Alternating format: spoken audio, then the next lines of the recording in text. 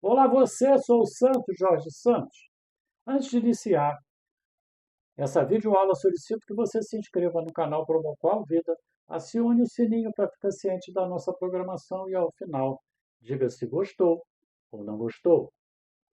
Meus amigos, o desenvolvimento de auditorias requer que o fator inferência seja mitigado e, se possível, totalmente eliminado.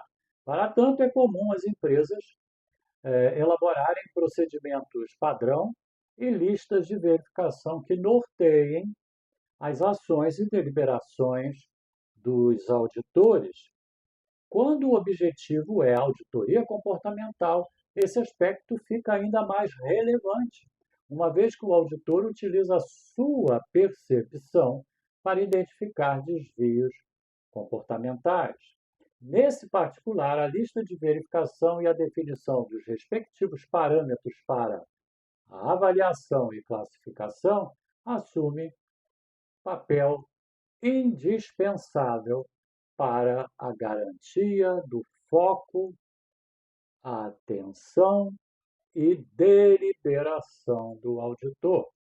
Nessa videoaula, vamos apresentar em complementação as videoaulas 1, 2 e 3 da série Auditoria Comportamental, o episódio 4 e último, aonde apresentamos um modelo completo da lista de verificação e parâmetros para serem utilizados numa auditoria comportamental, de forma que o auditor consiga fazer a auditoria e depois consiga classificar os desvios comportamentais identificados.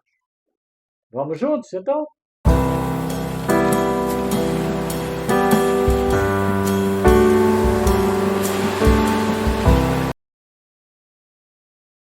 Trata-se de ferramenta elaborada especificamente para ser usada na realização de inspeções, vistorias e auditorias. É composta por itens, dados e parâmetros que garantem que todos os aspectos necessários da avaliação sejam efetivamente avaliados. De forma geral, os itens a serem avaliados são dispostos na lista de verificação na sequência adequada para otimizar o processo de vistoria.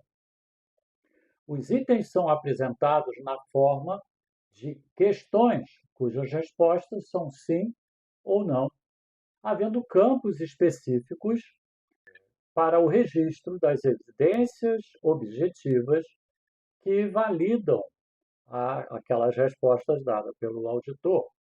Os campos para o registro são adequados à extensão das respostas e demais registros, para facilitar, obviamente, a vida do auditor. Os dados previstos devem identificar o dia, a data, a hora e os locais avaliados. Os parâmetros são dispostos com simbologia específica e descrição pormenorizada que permite ao avaliador deliberar quanto ao resultado. Para orientar a realização e garantir que todas as células abrangidas na rota sejam avaliadas pelo auditor, cada empresa deverá incluir em seu procedimento executivo padrão, o modelo de lista de verificação com a indicação dos itens a serem avaliados. O preenchimento da lista de verificação deverá ser objeto de treinamento para todos os auditores comportamentais. Para exemplificar, apresentamos nessa videoaula, no final dessa videoaula, um modelo de lista de verificação. O modelo também está reproduzido na descrição dessa videoaula. Bem, então vamos apresentar parâmetros, exemplos de parâmetros para avaliação e classificação dos desvios comportamentais. Isso são exemplos, isso não é um padrão. Cada empresa estabelece os parâmetros que ela quer utilizar, tá? Então, para o nosso exemplo aqui, eu estou apresentando isso como sugestão. Primeiro, a postura comportamental do auditado. Então, para avaliar a postura comportamental do auditado, nós temos seguintes parâmetros. Pode ser positiva, então letra P, atende a todas as instruções de SST estabelecidas na empresa. Essa é a melhor classificação. Moderada, M, medianamente inseguro, atende a maioria das instruções de SST. Negativa, N, desconsidera a maioria das instruções de SST e tem desvios de comportamento inseguros. E inaceitável, não respeita as instruções de SST da empresa e tem desvios de comportamento muito inseguros. Muito bem. Postura comportamental da equipe auditada. A gente avaliou primeiro a postura comportamental do auditado. Agora a gente vai avaliar a postura comportamental da equipe auditada. Deverá ser considerado os seguintes aspectos: total de avaliações individuais por postura comportamental, conforme o item que a gente acabou de apresentar. PMNI. Tá? Então, nós vamos ver a quantidade em cada categoria dessa. Quantidade total de auditados na rota. Total de auditados naquela rota, porque são várias células. Né? Percentual de incidência de cada postura em relação ao total de auditados. Achado total, você tem os totais por cada PMNI, aí você vai achar o que cada PMNI tem de percentual. Definido o percentual, deverá, então, ser considerado a seguinte métrica. Gente, esse é o exemplo nosso aqui do Promoqual Vida. Tem duas colunas. Primeira coluna, percentual de incidência objetivo, e na segunda coluna, a postura geral da equipe auditada. Quer dizer, você analisa os dados individuais para chegar no geral. Então, eu vou apresentando um por um, vou lendo para vocês. I, né, que é o inaceitável, 5 ou mais por cento de auditados classificados como inaceitável. Estão considerando muito rigor, mas nós estamos falando de acidentes e incidentes de trabalho. Não são não conformidades de produto, etc. N, de 10 ou mais. Então, N é o negativo, vocês lembram? Então, 10 ou mais de 10%. M, o M é o moderado. Então, 50 ou mais, 50 ou mais, 50% ou mais de auditados classificados como M. E positivo, quer dizer, atende a todas as instruções, a melhor classificação, 80 ou mais, 80% ou mais do total de avaliados. Muito bem, vamos agora escrever as categorias para a classificação dos desvios, também estabelecidas por nós, do Promoqual Vida, para o exemplo que a gente está apresentando para vocês.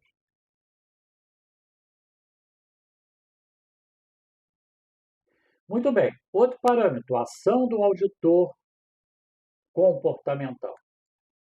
Em função do que ele encontra, né, os desvios, ele toma ações e registra na lista de verificação as ações tomadas. Então, primeira ação é o A. Ele simplesmente registra. Então, o A registrou. Não requer ação imediata do SESMIT. O auditor deve efetuar o registro conforme a lista de verificação. Ela botar qual é o desvio e tal, e fazer aquelas avaliações de parâmetros. B. Alertou ao SESMIT. Como é que é essa ação? Pode representar risco imediato, mas o auditor não tem certeza para efetuar a avaliação. O auditor, então, deve comunicar ao SESMIT o desvio e o risco que julgar existir naquele desvio comportamental. E o último, C.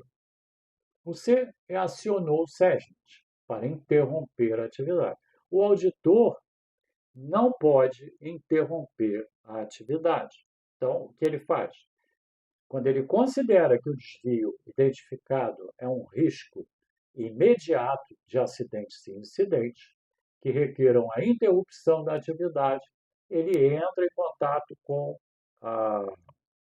o SESMIT para que o SESMIT, então, delibere sobre a ação a ser executada.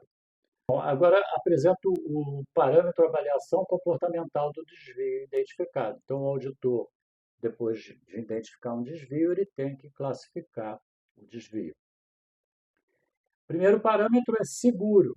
O desvio não atende às práticas seguras de SST, mas os riscos oriundos não acarretam danos à segurança e à saúde da força de trabalho e aos bens patrimoniais da empresa.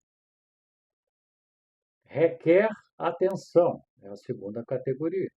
O desvio não atende às práticas seguras de SST e pode vir a resultar em acidentes futuros.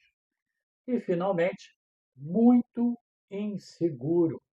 O desvio não atende às práticas seguras de SST e pode vir a resultar em acidentes e incidentes imediatos. O requer atenção é se o acidente é no futuro, e o muito inseguro ele pode causar acidentes imediatos. Muito bem, agora eu vou apresentar para vocês o modelo de lista de verificação que nós desenvolvemos para usar como exemplo. São 3 páginas, eu vou projetando página por página e explicando, dando uma explicação objetiva do que cada campo, cada célulazinha deve ser preenchida. Lembro que esse modelo é apresentado também na descrição do vídeo. Tá? Muito bem. Primeiro são os dados da auditoria, a data de auditoria, hora de início, hora de término. Isso é importantíssimo, porque um desvio pode ter acontecido, por exemplo, no encerramento do expediente. Então, a equipe está cansada ou tem excesso de trabalho, enfim. Então, isso permite desdobramento das avaliações pelo SESMIT, tá? Ou pela equipe de gestão de SST. A rota número, isso é padrão da empresa, são várias rotas, e o roteiro de observação, célula por célula. Primeiro a célula 1, 2, 3, não sei o que e tal.